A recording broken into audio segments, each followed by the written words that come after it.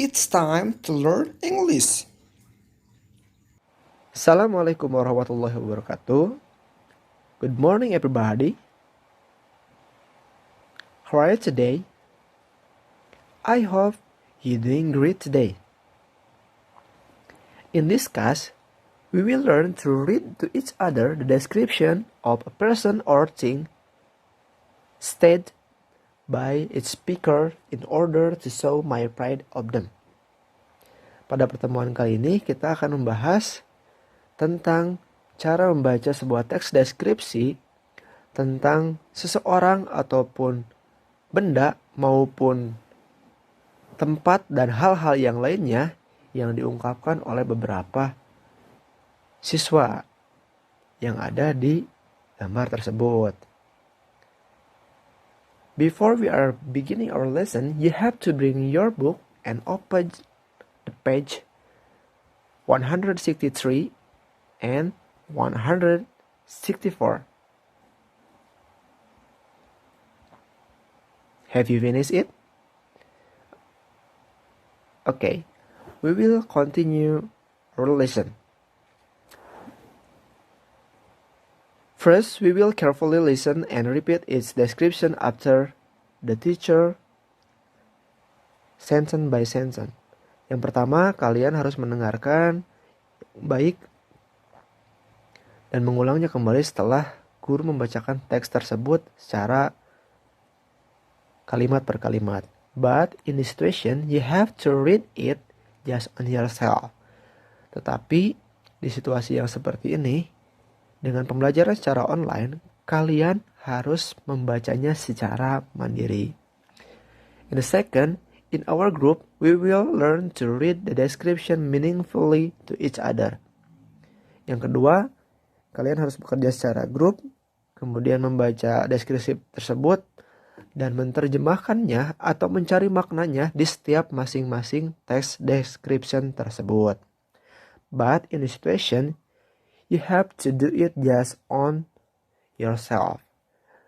Tetapi di situasi yang seperti ini, kalian mengerjakannya tidak secara grup, tapi secara mandiri.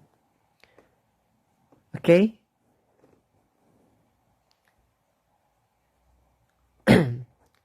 There are the 6 speakers on page 163 until 164. Jadi di sini terdapat 6 pembicara, 6 siswa yang mengungkapkan tentang beberapa deskripsinya di halaman 163 sampai halaman 164.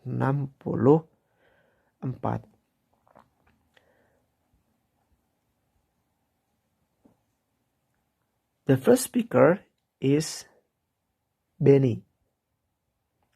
The second speaker is Lina. The third speaker is Dayu. The fourth speaker is Edo. And the fifth speaker is Udin. And the last speaker is Siti. Jadi di sini ada 6 siswa yang mengungkapkan teks deskripsinya berdasarkan tentang kebanggaannya mereka terhadap hal tersebut, baik itu orang ataupun benda maupun tempat dan hal-hal yang lain. Masing-masing siswa di sini memiliki teks deskripsi yang berbeda-beda. So, you have to translate it every text from the first speaker until the last speaker. Jadi, tugas kalian yang pertama adalah membaca, kemudian menerjemahkan dari masing-masing teks tersebut untuk mendapatkan makna atau arti dari teks yang ada atau yang diungkapkan oleh setiap siswa atau speaker yang ada di halaman 163 sampai halaman 164. Itu tujuannya untuk mendapatkan informasi yang ada pada sebuah teks. After that, you have to collecting information to list the states and activities of a person or thing that each speaker likes or does not like. We will use a table to do it. Setelah itu, kalian menuju ke halaman 165 untuk melihat tugas yang harus kalian kerjakan, yaitu you can see on the top right, kalian bisa lihat di bagian sebelah kanan atas, there is the sums word. The word is collecting information. Jadi di sini di halaman 165 kalian harus mengumpulkan beberapa informasi terkait hal-hal apa saja yang ada dalam teks deskripsi yang diungkapkan oleh masing-masing pembicara atau siswa yang ada di halaman 163 sampai ke halaman 164. And then you have to make a list the stats and activities of a person or thing that each speaker likes or does not like. Kemudian kalian membuat urutan ungkapan dan aktivitas tentang seseorang ataupun benda yang tadi diungkapkan oleh siswa atau pembicara berdasarkan deskripsinya yang menyatakan kesukaan atau kegemaran ataupun juga ketidaksukaan, likes or does not like. Jadi hal-hal yang mereka sukai dan tidak sukai nanti akan dibuat secara atau di dalam sebuah tabel. You have to use a table to do it. Jadi kalian harus menggunakan tabel untuk mengerjakannya. For the example like this. Contohnya seperti ini. Nanti kalian harus membuat tabel dengan jumlah kolomnya ada 2. The first column tell about the things she likes, and the second column tell about the thing she does not like. Jadi yang pertama, kolom yang pertama itu menjelaskan tentang ungkapan para siswa yang menyatakan tentang kesukaan, dan yang bagian kolom yang sebelah kanan yang kedua itu menyatakan tentang ketidaksukaan mereka yang tercantum di teks deskripsi kita ungkapkan. I will take the example. Bapak akan kasih satu contoh berdasarkan dari siswa yang pertama atau pembicara pertama. I will take the example from the first speaker. He is a Benny. Okay. Benny say, I'm proud of my school. Our teachers are smart. We have many good books and magazines in our school library. The classrooms are not big, and they are clean and tidy. But the schoolyard is very small. There are not many plants, so it's very hot in the afternoon. We only have the terrace when we are not in the classroom. So the terrace is very crowded during the break. Benny mengatakan, I'm proud of my school. Saya bangga terhadap sekolah saya. Our teachers are smart. Guru-gurunya sangat pintar. We have many good books and magazines in our school library. Kami mempunyai banyak buku yang bagus dan majalah yang bagus di perpustakaan sekolah. The classrooms are not big. Kelasnya tidak begitu besar. And they are clean and tidy. Tetapi kelasnya sangatlah bersih dan juga rapi. But the schoolyard is very small. Tetapi halaman sekolahnya sangatlah kecil. There are not many plants. Di sana tidak terdapat banyak tanaman. So, it's very hot in the afternoon. Jadi, akan sangat terasa panas ketika di siang hari.